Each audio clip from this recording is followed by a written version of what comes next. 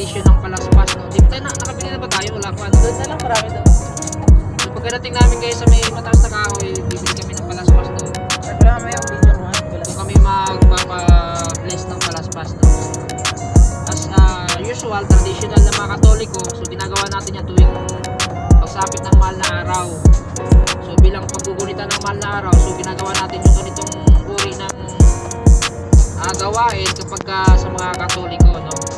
So sa lahat ng mga Katoliko dyan, ito yung ating devotion every tuwing sasapit yung mahal na araw.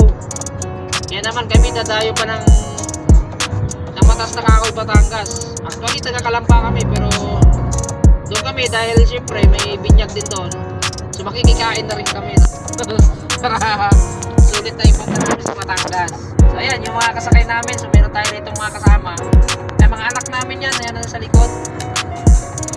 Yan, kasama na rin yan yung mga future na mga manugang, so nandyan din sa likod.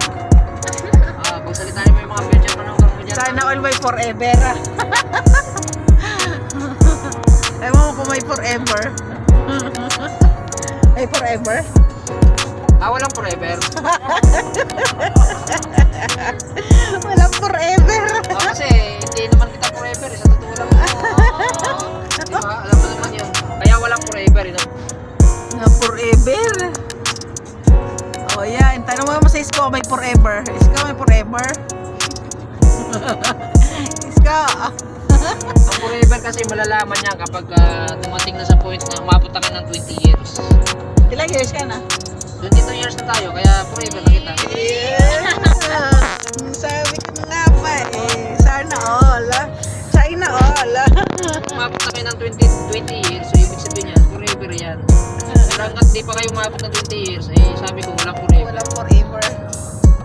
Kasi nung unang girlfriend ko, to be honest, 10 years kami, pero hindi kami nagkatulad. So ibig sabihin, walang forever. Ganun yan 10 years na kami na. Ito yung story. Para makita ka ng ng worldwide. Yung 10 years na girlfriend ko noon, before, share ko lang sa inyo, no, para at least magkaroon din kayo ng idea. Actually, pang ano ko yun, pang 20 na girlfriend. Okay. Diba? Okay. Sige na. Mga anak ko dyan, no, kayo, magkagaya sa papa nyo dahil pang 20 na girlfriend ko yun, yung sinasabi ko na 10 years na kami, pero hindi kami nagkatuluyan. Kasi syempre, expected na yun kasi broken family kasi ako So lahat ng lugar na pinupuntahan ko, hindi lang isang lugar, hindi lang dalawa, hindi lang 10, hindi lang 20 lugar. Yes, to be honest, lahat ng lugar na napuntahan ko, hindi lang 10 lugar yan. So lahat yan, may jowa tayo dyan syempre. Lahat talaga Broken family nga, di ba? Walang sumasaway, walang nagsasaway na magulang. Unlike sa inyo, mga anak ko, sinasaway ko kayo dahil sabi ko nga, mahirap kasi magturo ng isang bagay na hindi na-experience or hindi naranasan. Yung mga karanasan ko, sinishare ko sa inyo para hindi na kayo mahintulad sa akin. Ganun lang kasi yun. Diba? Kasi sa totoo lang, hindi naman dapat talaga tama yung ginagawa ko. Kaya syempre, no choice ako kasi broken family nga ako during that time. Wala akong magulang na nagsasaway sa akin. As in, buhay ko lang yung ginawakan ko Kaya masasabi ko na wala akong choice. Kung saan man ako lugar makarating, kapag merong nagkagusto sa akin, Naghahanap ng pagmamahal. Nakahanap kasi ako lagi ng pagmamahal. Pag-aaral. Kaya sa bawat lugar na pinupuntahan ko, May jowa. Merong gustong mag-aruga. Kaya siyempre, bilang tao, siyempre, nirespeto natin yung kanilang gusto. At siyempre, bilang tao, kapag respetuhin natin yung bawat natin, yung mga tinitibok ng damdamin. Ganun lang yan. Tayo na, may tibok pa. Kaya sa inyo mga boys, mga anak ko na lalaki dyan, kayo huwag kayong gagaya sa akin kasi sabi ko pasalamat kayo dahil Hindi nakatingin. oo, Sabi niya si Mama parang pa na. dahil ako yung naging papa nyo, at least kahit paano yung experience ko, tinuturo ko sa inyo para hindi nyo na Gayahin. kasi hindi naman talaga, totoo lang hindi tama talaga yun. Tama na yung isa lang, isang girlfriend na tama na yun. Yung maging, hindi, sabi ko kanina, hindi, walang forever hanggang di umabot ng 20 years. Pero sikapin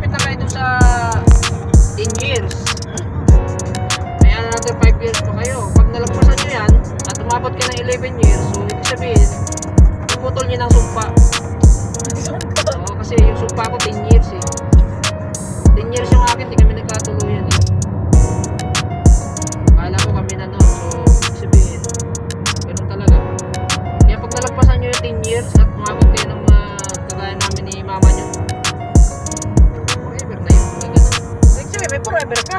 Oo. Kaya mo kanina wala kang forever. Tapos kaya forever ka. Kaya doon sa mga fans namin dyan, no, sa aming 6,000 followers dyan. So, may kaway sa inyo guys.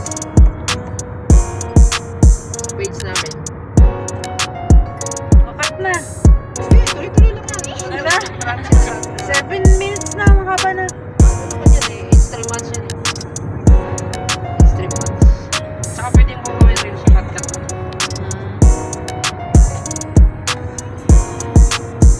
Ano, ikaw, ano masasabi mo? Hindi ko alam kung may masasabi sila. Baka may masasabi kayo, salita kayo para Gawin niyo naman daw po. Ha? Sorry niyo. Love story na yun ah. Ikwento mo daw love story natin para ay, ang kwentahin mo pala siya, no? Ano si Dista? Bakit? Ano ba kukwentuhin yan? Wag na, sila siyempre mahihayin pa yung mga yan. Ikwento ka muna. Ilang taon na kayo ni King?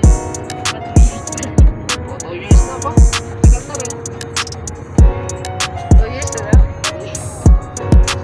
Kailan 2 years old nyo? Sa September 14. September.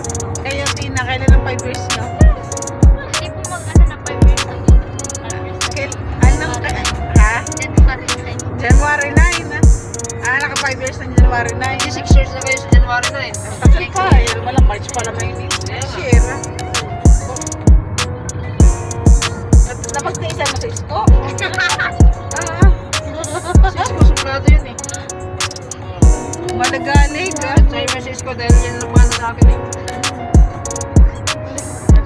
Suplado yan, pero mabait yan. Naka? Yan yung mga supladong mabait, concern. Concern na. Oh, Cisco, concern yan. Kahit yan ang galing yan, pero concern yan. Mana ka sa akin yan. Sabi siya lang. Sabi mo hindi mo anak ka? Ha? Sabi mo hindi mo anak ka? Obvious ba? Isko, hindi ka daw anak ni Papa. Obvious ba? Hindi ko kamukha no. Isko. Pero junior.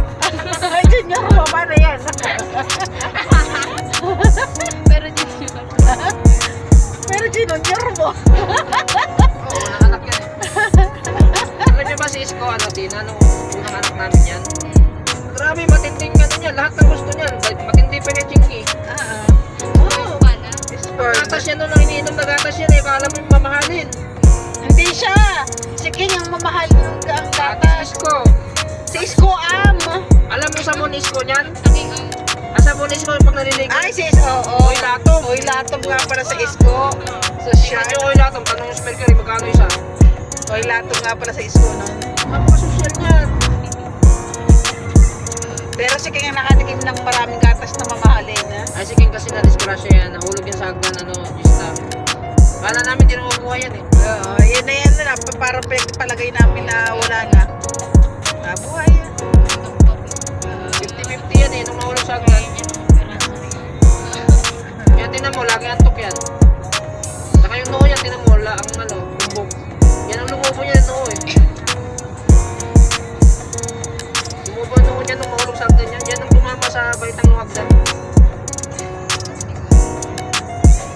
Hindi ko alam kung bakit nakakasabay sa grade niya dahil talagang mahina ang ano niyan eh. Pinagtsatsagaan lang yata niya, pinipilit.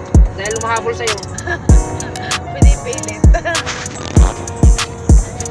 Oo, nung nag-aaral yan ng ano, nung prep, hatid sundo ko yan. At saka pag uwi sa bahay yan, talagang ano yan, digdigan ng tutor ko dyan. Para lang makapasa. Lagnat lagi yan. Pag nag-aaral. Pag pinagwalis mo ng bahay, lagnat din. Ha? Saka meron yan dating ano, Gista na kumot. Na laging katabi pagkat gising sa umaga eh, akala mo yung nilabuhan. Pasang-pasa lang. Oo, si King, tinapon ko na lang no, siguro makailang taon yan, ako yung busit na. Akala mo yung kumot eh, ano, hindi naman siya kumot na literal, yung pang-kubre kama, yung panapit sa kama. Ay, tuwing umaga, akala mo yung nilabuhan. Di ba, ingangatain niya. Pagka nangata na niya, lilipat naman doon sa may tuyo. Hanggang sa mabasa lahat. Eh, laki nung kubre kama na yun. Oo, ganun ginagawa ni King nung bata yan. Eh, nung isang araw, di punit-punit na, sabi ko, walang yan. Nilagay ko na sako. O, di na niya nakita, kung binasura ko na. Kaya doon siya, tumigil na siya noon. Sa Isko no, ang mannerism naman ni Isko nung una, sa kilikili ko. Yan, nang nagina sa alikili ko yung kamay niya, na. Tapos ay ano, hanggang sa, ewan ko kung mapapansin niyo pa ngayon, lagi siya nagaganyan sa kanyang ano, sa kanyang patilya. Ngayon matanda na siya, dahil dati lagi yan sa alikili. Pero ngayon lagi na lang ganyan sa kanyang patilya. Joshua naman, ano yan? Ay, si Joshua, yan! Dahil may daliri yan, halos magputol na. Hanggang ngayon natin, kutot pa yan eh. Butot niya, hindi makatulog na nakasalpa ko yung lalaki na sa bibig niya. Joshua nga ngayon, nakasalpak pa ang daliri mo, no?